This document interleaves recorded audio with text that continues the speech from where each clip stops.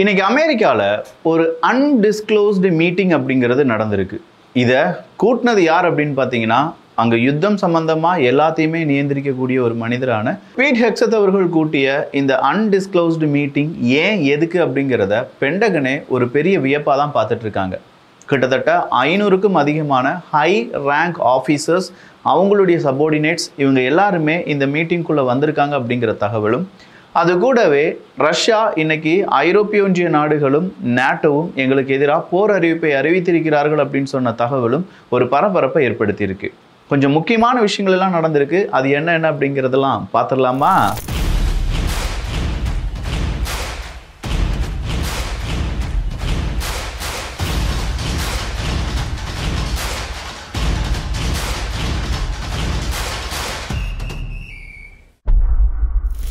September 25, 2025 இந்த டேயை கொஞ்சம் ஞாபகம் வச்சுக்கோங்க. ஏன்னா இந்த டேல தான் இந்த அன்டிஸ்க்ளோஸ்டு மீட்டிங் அப்படிங்கிறத பென்டகன் கால் ஃபார் பண்ணுறாங்க.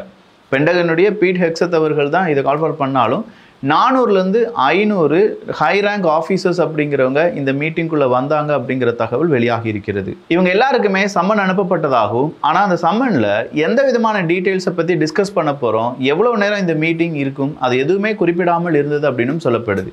இதனுடைய அவுட்கம் என்னவா இருக்கும் அப்படின்னு பார்த்தா, கொஞ்சம் ரேங்கிங் ஆஃபீஸர்ஸ்னுடைய அடுத்த கட்டம் இல்லாட்டி அடுத்த கட்ட வளர்ச்சியை பற்றி இது டிஸ்கஸ் பண்ணுறதா இருக்கலாம். அப்படி இல்லைனா இப்போ நடைபெறக்கூடிய போர், அதில் அமெரிக்காவினுடைய நிலைப்பாடு காரணமாக பிற நாடுகளுக்கு, அமெரிக்க நட்பு நாடுகளுக்கு ஏற்படக்கூடிய பாதிப்புகள், இந்த ஒரு டிஸ்கஷன்லையும் இந்த நபர்கள் ஈடுபடலாம் அப்படின்னு சொல்லியிருக்காங்க.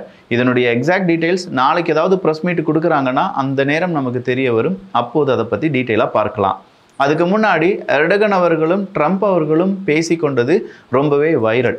குறிப்பாக எர்டகன் அவர்களை பார்த்து ட்ரம்ப் அவர்கள் சொல்கிறாரு, லாங் டேர்மாக நம்ம நிறைய பிஸ்னஸ்லாம் பண்ணிட்டு இருக்கோம், பட் ஆனாலுமே ரஷ்யாவினுடைய ஆயிலாம் நீங்கள் வாங்க வேண்டாம் கேட்டிங்களா அப்படின்னு சொன்னதும், And I guess today we're talking about both. I'd like to have him stop buying any oil from Russia while Russia continues this rampage.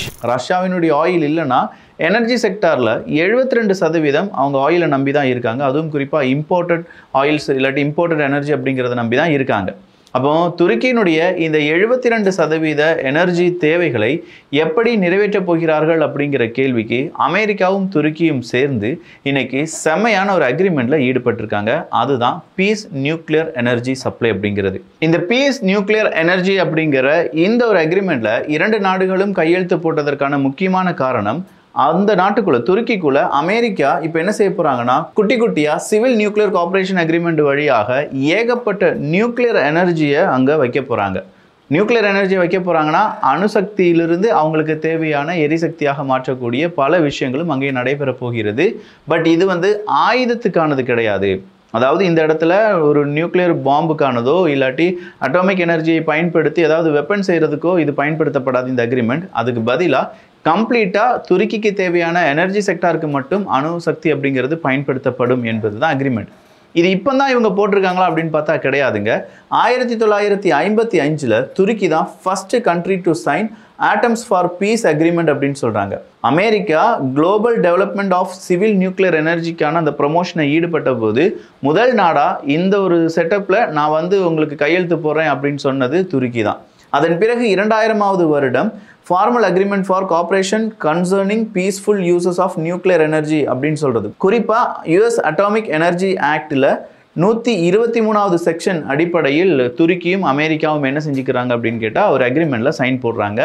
இந்த அக்ரிமெண்ட்டுக்கு பிறகு 2008லையும் மறுபடி துருக்கியும் அமெரிக்காவும் ஒரு அக்ரிமெண்ட்டில் சைன் போடுறாங்க. இப்போ 2025லையும் சைன் போட்டிருக்காங்க. ஸோ துருக்கியை பொறுத்த வரைக்கும் நாட்டோ நாடு தான். துருக்கி சில நேரங்களில் ரஷ்யாவுக்கு உதவி செய்வாங்க. துருக்கி சில நேரங்களில் அமெரிக்காவை எதிர்த்து பேசுவாங்க. துருக்கி இஸ்ரேலுக்கு எதிரான நடவடிக்கையில் ஈடுபட வேண்டும் அப்படின்னு சொல்லக்கூடிய நாடு. இஸ்ரேலுங்கிற நாடே இருக்கக்கூடாது, கிரேட்டர் இஸ்ரேல் ப்ராஜெக்ட் அப்படிங்கிறதுலாம் ஒரு தேவையில்லாத ஆணி அப்படின்னு சொல்லி தான் ஐநா சபையினுடைய ஜெனரல் அசம்பிளியில் துருக்கியினுடைய எர்டகன் அவர்கள் பேசியிருந்தாங்க. இஸ்ரேலை இப்படி கேவலமாக திட்டிட்டு அமெரிக்கா கூட இப்படி ஒரு நட்புறவை பாராட்டுகிறாயே துருக்கி அப்படின்னு கேட்டால், நான் பல முறை சொல்லியிருக்கேன், உலக அரசியலில் ஒரு நாட்டினுடைய ஒரு இடத்தினுடைய இருப்பிடம் அப்படிங்கிறது ரொம்ப இம்பார்ட்டண்ட். அதன் அடிப்படையில் துருக்கியினுடைய இருப்பிடம் இருக்குது பார்த்தீங்களா, அதுதான் உலக அரசியலில் எப்போதுமே துருக்கிக்கு ஒரு முன்னுரிமை அப்படிங்கிறது கொடுக்கறதுக்கான காரணம். அப்படிப்பட்ட இடத்துல இருக்காங்க துருக்கி. ஸோ இந்த துருக்கியினுடைய இடமும் துருக்கி சார்ந்திருக்கக்கூடிய அரசியலும் அமெரிக்கா நினைச்சாலுமே உடனடியாக துருக்கி எனக்கு வேணாம் அப்படின்னு சொல்லிட்டு ஒதுக்கிவிட முடியாது. அதன் அடிப்படையில் தான் நேட்டோவில் இருந்தும் ரஷ்யாவுக்கு உதவி செய்கிறாங்க.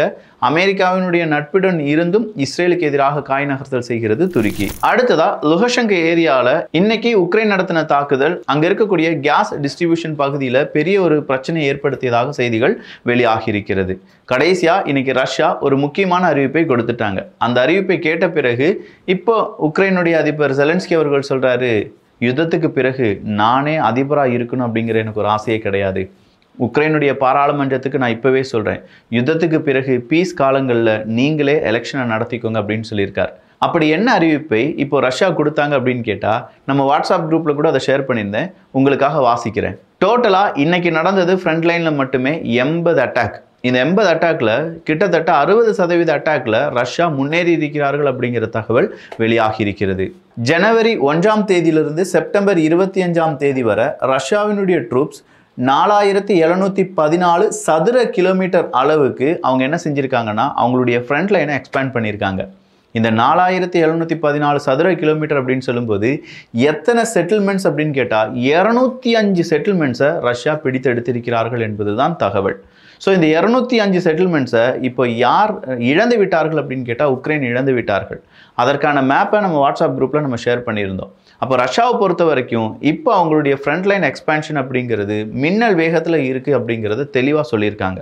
இது கூடவே நேட்டோ மற்றும் ஐரோப்பிய ஒன்றிய நாடுகள் இன்னைக்கு ரஷ்யாவுக்கு ஒரு பெரும் எச்சரிக்கை கொடுத்திருந்தார்கள்.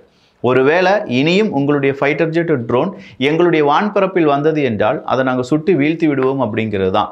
இதற்கு இன்னைக்கு ரஷ்யாவினுடைய வெளியுறவுத்துறை அமைச்சர் என்ன தெரியுமா சொல்லியிருக்காரு, பை டெக்னிக்கலாக எங்களுக்கு எதிராக இப்போ ஐரோப்பிய ஒன்றிய நாடுகளும் நேட்டோ நாடுகளும் வாரை டிக்ளேர் பண்ணிட்டாங்க, இனி அவங்க அதை ஸ்டார்ட் பண்ணால் மட்டும் போதும், அதை நாங்கள் பார்த்து கொள்கிறோம் அப்படின்னு சொல்லியிருக்காங்க. ஸோ டெக்னிக்கலாக வாரை இவங்க டிக்ளேர் பண்ணிட்டாங்களான்னு கேட்டால் எஸ், ஒரு வார்னிங் கொடுக்கப்பட்டிருக்கிறது.